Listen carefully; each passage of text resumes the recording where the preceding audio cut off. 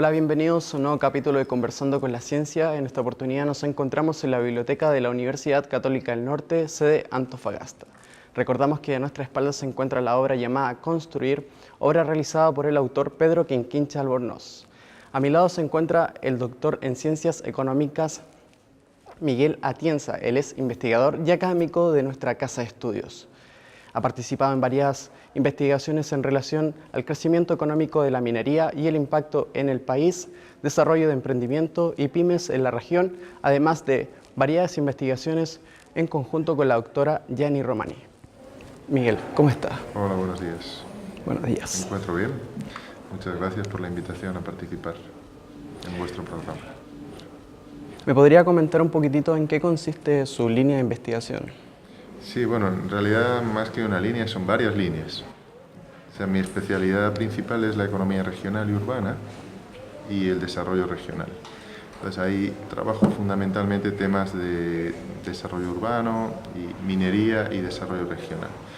Luego otra línea es la que tiene que ver con el emprendimiento y fundamentalmente ahí estoy vinculado al Centro de Emprendimiento y de la PYME.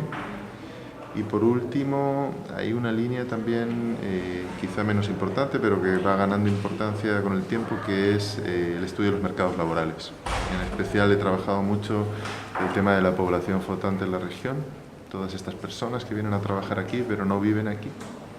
Y ahora estamos comenzando el Observatorio Laboral en el IDEAR, en el Instituto de Economía Aplicada Regional, y es un tema que vamos a trabajar. ¿Me puede comentar un poquitito en qué consiste la investigación que está realizando actualmente? Sí, en este momento yo estoy trabajando en un proyecto Fondesit que lo que trata es de construir la red global de producción de la minería. Es decir, cómo desde las mineras se construye una red de proveedores con el fin de identificar qué características tienen esos proveedores en Antofagasta como centro minero comparado con otras regiones, como por ejemplo la región metropolitana. En el plano del emprendimiento también estamos trabajando el proyecto GEM, que es un proyecto que ya tiene varios años, y como comentaba, en mercados laborales estamos tratando de que despegue este proyecto del Observatorio Laboral. En relación a la investigación de la industria minera, ¿me podría comentar un poquitito cuáles han sido los resultados que han obtenido por esta investigación? Sí.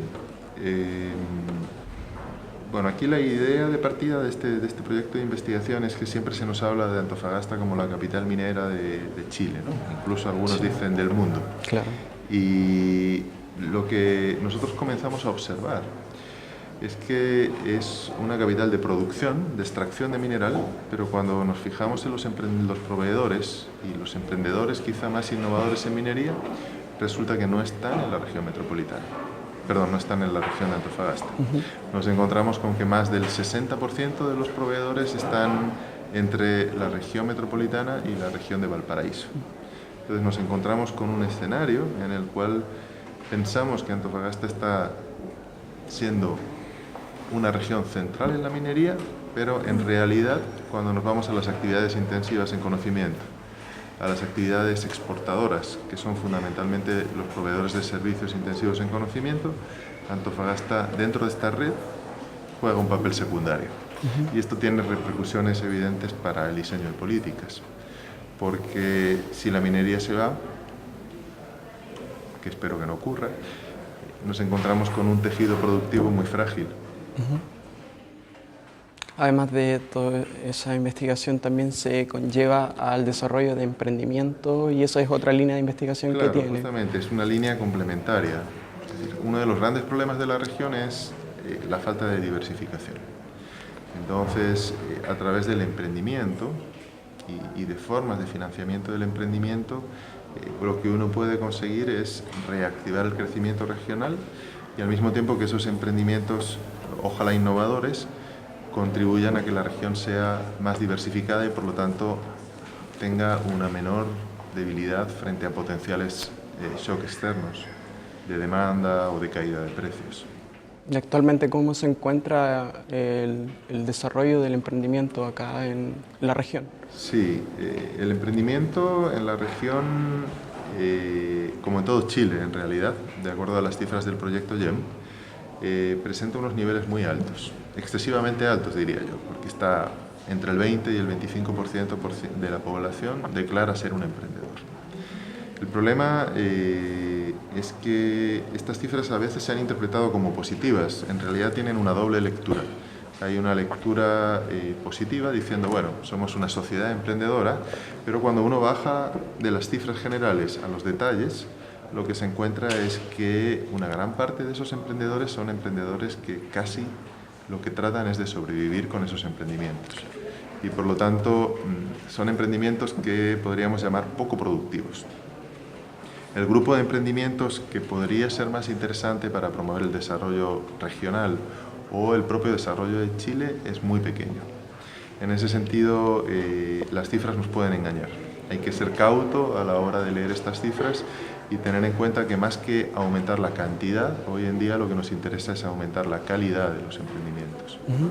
Ahora, el Centro de Emprendimiento de la Universidad, ¿cuál es el rol que está cumpliendo para favorecer a estos emprendedores que están participando en la región? Sí, bueno, el Centro de Emprendimiento nace con una doble vocación. La primera, y yo creo que la principal, es la investigación sobre PYME y emprendimiento, pero con el tiempo también se ha venido desarrollando una actividad de extensión y de promoción del propio emprendimiento. Por ejemplo, el año pasado fue muy importante para la actividad del centro un proyecto que se ganó con Corfo, donde lo que se trataba era de sentar los cimientos para crear una potencial red de inversores ángeles, de personas que están dispuestas a invertir en otros negocios y especialmente en negocios de riesgo, en negocios que potencialmente pueden ser muy exitosos porque son innovadores, pero también tienen unas tasas de fracaso altas. Entonces ahí es un mundo donde quizá el Centro de Emprendimiento se ha metido menos, de actuar directamente en la realidad, pero poco a poco también hemos ido incorporándonos en este tipo de actividades. ¿Cómo se convence al inversionista ángel de que un proyecto en el que ustedes apoyan como centro de emprendimiento se puede llegar a realizar? Sí, bueno, ese es un trabajo largo. Yo no lo he trabajado tanto, mi colega Yanni Romani es la que más ha trabajado ese tema, pero justamente el principal reto del proyecto que se realizó era encontrar un grupo de personas que al final del proceso estuvieran convencidas de que querían ser ángeles. Y el proceso fue muy costoso. Es decir, al principio hay mucha gente que dice yo quiero ser, me interesa, pero poco a poco se va desgranando la cantidad de gente que realmente está interesada. Y finalmente sí se puede encontrar, y es lo que hemos hecho, hemos encontrado un grupo de personas altamente interesadas en ser inversionistas ángeles, y algunas de las características que tienen muchos de ellos es que ya eran empresarios antes y de alguna manera quieren reinvertir este flujo. Entonces estos ángeles tienen algunas características, es gente relativamente joven, gente educada y gente que fue empresaria. Entonces a partir de esas características uno puede ir encontrando perfiles de personas que son más proclives que otras a invertir. Y después hay que insistir mucho. Yo creo que más allá de todo esto, la insistencia es la estrategia dominante. El informe GEM, ¿en qué consiste? ¿Cuál es el rol que cumple usted como investigador? Sí, bueno, el informe GEM es un proyecto internacional que está vinculado a una red de centros de investigación y universidades a lo largo del mundo, y es un proyecto que ya tiene más de 10 años y ha incorporado a más de 100 países a lo largo de ese tiempo.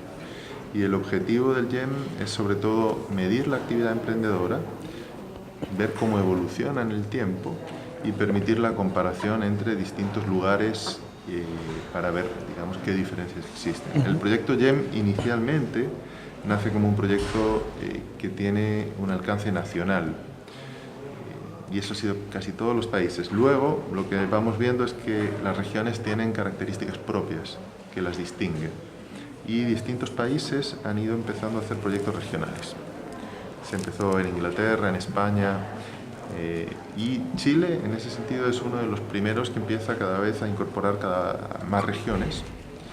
y en ese sentido nosotros fuimos la primera región en Chile que se incorpora a elaborar un informe GEM anual donde se da cuenta de toda esta información sobre emprendimiento. El último informe fue el 2014. El último informe fue el 2014, el 2015 ya estamos trabajando en él. Va a ser ya el 9º informe. ¿En qué estado se encuentra el emprendimiento? Como le decía, el emprendimiento de la región, si uno ve la cifra general, es muy alto. Sería una cifra que uno diría, bueno, hay una gran cantidad de emprendedores, la cultura del emprendimiento se ha instalado, y eso es cierto. La política en general ha ido orientándose cada vez más a fomentar el emprendimiento, pero como le decía antes, llegó el momento de mirar la calidad. Y para eso justamente necesitamos información. No bastan las estadísticas generales, sino que hay que meterse en profundidad de los datos y decir, miren, este tipo de emprendedores es el que realmente nos interesa, es al cual tenemos que dirigir y enfocar nuestra política de manera que tratemos de hacer ese esfuerzo y que sean estas empresas las que salgan adelante. No sirve de nada invertir en emprendedores que no van a ser productivos, que es lo que ha ocurrido en gran parte de la política chilena en los últimos años. Ha habido un boom, una fiebre, pero hoy en día lo que tenemos que hacer es encontrar esos emprendedores que realmente van a marcar la diferencia, van a hacer que el país, que la región sean competitivos. Perfecto. ¿Cuál es el impacto que tienen estas investigaciones en la sociedad? En la sociedad. Bueno, esta es una pregunta delicada, al menos desde mi punto de vista, porque siempre cuando uno empieza a trabajar en ciencias sociales, hace el doctorado y todas estas cosas que le llevan a uno a la vida académica, hay una intención, no sé si confesada o oculta, de que con lo que uno trabaja quiere cambiar la sociedad en mayor o menor medida. Esto luego, cuando uno llega a la academia, se da cuenta de que no es tan fácil. Es decir, hay una esfera de lo académico, una esfera de lo político, y normalmente el diálogo entre ambas no suele ser tan sencillo, y la posibilidad de influir las políticas o de cambiar lo que ocurre desde la academia es más limitada de lo que a uno le gustaría. Yo creo que una de las cosas que ha conseguido el GEM, quizá no por mi mérito, sino más bien por el mérito de Gianni Romani, es que ha conseguido instalarse en la sociedad. Es decir, todo el mundo de la región, una buena parte de las personas que toman decisiones políticas, está interesada en seguir qué ocurre con el GEM. Sabe cuándo va a salir, asiste a la presentación y de alguna manera se ha convertido en un referente para la toma de decisiones políticas. Entonces, en ese sentido, yo creo que como proyecto de investigación no solo cumple con este objetivo de generar información, sino también generar opinión pública y potencialmente influir en las políticas. Y por lo tanto es un proyecto que yo creo que en ese sentido es exitoso. No siempre ocurre eso. Hay proyectos donde uno hace un gran esfuerzo y finalmente lo que uno escribe queda ahí, ¿no? Queda Claro. en una carpeta o en un artículo de revista que lo leen 4 personas. Yo creo que con el GEM no ha pasado eso. ¿Cuál piensa que es el factor principal para desarrollar una investigación con éxito? El factor principal para desarrollar una investigación con éxito, bueno, yo creo que es la constancia en realidad. Es decir, la investigación, normalmente existe una idea de que puede ser que uno se le ilumina la ampolleta, como dicen ustedes los chilenos, y Claro. de ahí sale todo fácilmente. Realmente el proceso de investigación es mucho más lento. Hoy en día requiere trabajo en equipo, recopilación de datos, revisión de ideas, donde suele ser un trabajo lento y que muchas veces es desalentador, en ese sentido, porque a lo mejor uno no encuentra lo que esperaba encontrar o simplemente no encuentra nada. Entonces, lo importante, yo creo que en el camino de la vida de un investigador es ser constante, ser persistente, mantenerse firme en los momentos en los que las cosas salen y en los momentos en los que, bueno, pueden no salir. ¿De dónde saca esa motivación para seguir consistiendo en las investigaciones? Bueno, esa motivación viene, yo creo que en parte de lo que podríamos llamar la vocación por desarrollar un trabajo científico. En realidad, la mayoría de la gente que se dedica a la investigación, y yo creo que esa es una de las grandes ventajas de elegir este tipo de trabajo, lo hace por vocación. Entonces, no es por ganar dinero, al menos en mi caso, ¿no? Pero la vocación a mantener un espíritu de investigación, un espíritu de profundizar en el conocimiento, en este caso mío, de la sociedad, es lo que te lleva a mantenerte, a ser persistente, constante y no caer en el desánimo. Ahora, hablando un poquitito de las nuevas generaciones, ¿cuál es la importancia que los estudiantes se involucren con investigadores en las investigaciones? Sí, es bastante importante. En realidad, yo creo que Chile hoy en día necesita un recambio de investigadores y por suerte está ocurriendo. O sea, todas las políticas de promoción, por ejemplo, de doctorados han hecho que haya una nueva generación de doctores y el hecho de que los estudiantes se empiecen a involucrar en actividades de investigación cumple por una parte ese papel. Es decir, crear un cuerpo de investigadores en Chile lo suficientemente amplio para que mejore su posición como país de investigación. Esa sería una primera posición que podríamos decir que afecta al sistema universitario y de investigación de Chile. Y hay un segundo elemento, y es que probablemente investigando es como mejor se aprende, porque uno se ve obligado a cuestionarse, se ve obligado a revisar lo que ya dijeron otros. Entonces, también la vinculación de los estudiantes con la actividad de investigación, y eso está demostrado, hace que los procesos de aprendizaje sean mejores. Pues en ese sentido, por ejemplo, nosotros en el Instituto de Economía Aplicada Regional siempre tratamos de incorporar estudiantes a nuestras actividades de investigación, porque normalmente es lo que hace que en muchas ocasiones les ayude a aprender más, incluso más que una clase, o varias clases. Perfecto. ¿Cuáles han sido sus investigaciones más importantes y destacadas durante los años que llevan? Bueno, quizá no sé, yo sí tengo que responder esas preguntas, pero, o sea, quizá más que destacada, hay investigaciones a las que les tienes más o menos cariño, porque piensas que pueden ser más o menos interesantes.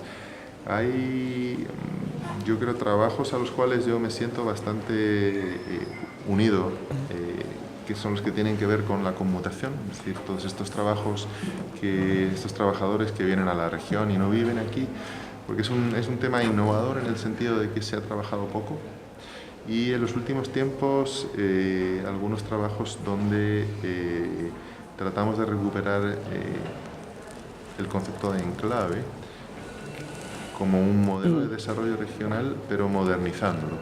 En ese sentido, tratamos de que se entienda mejor el desarrollo de las regiones mineras, sin caer en una posición de decir, bueno, esto es un desastre, aquí no se puede desarrollar nada, pero sin perder de vista que ese puede ser un resultado posible.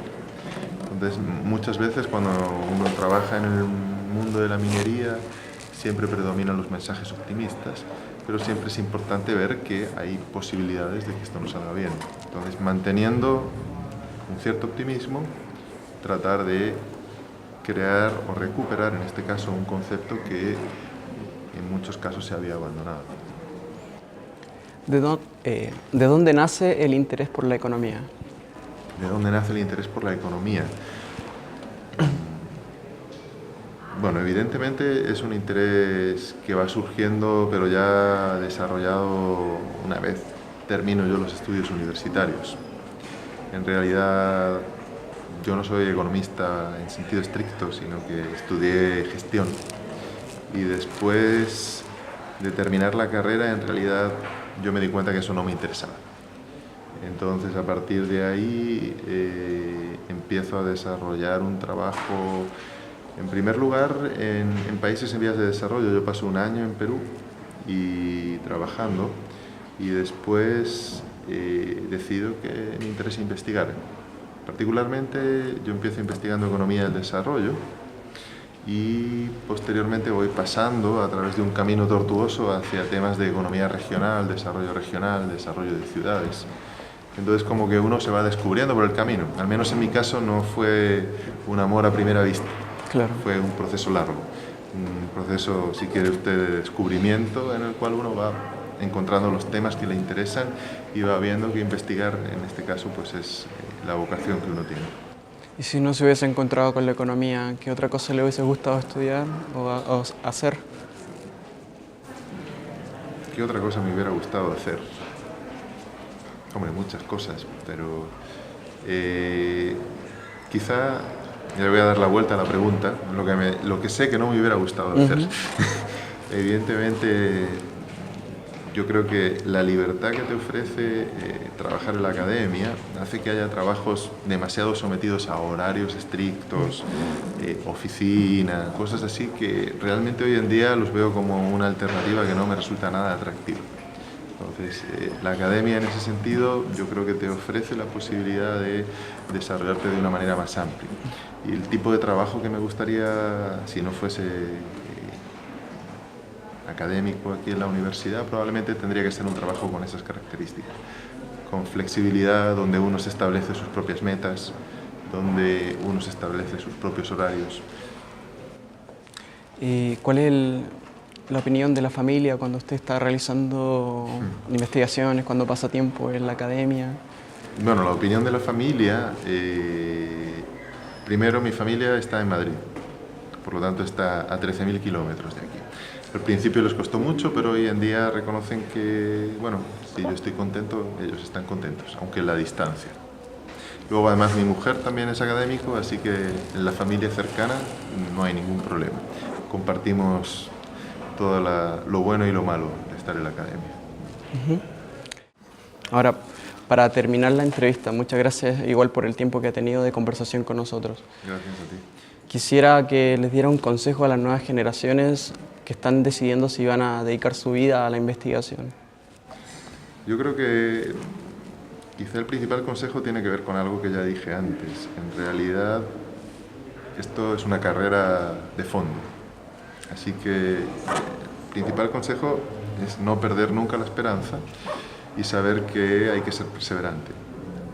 Las cosas puede que en algunos casos no salgan al principio, pero después, si uno continúa, al final va a salir. Entonces, en ese sentido, la perseverancia yo creo que es el consejo que yo tendría. Muchas gracias. Gracias a ti. Esta ha sido la conversación con Miguel Atienza. Hemos podido conocer su labor en la universidad, su rol como investigador. Nos vemos en una siguiente oportunidad.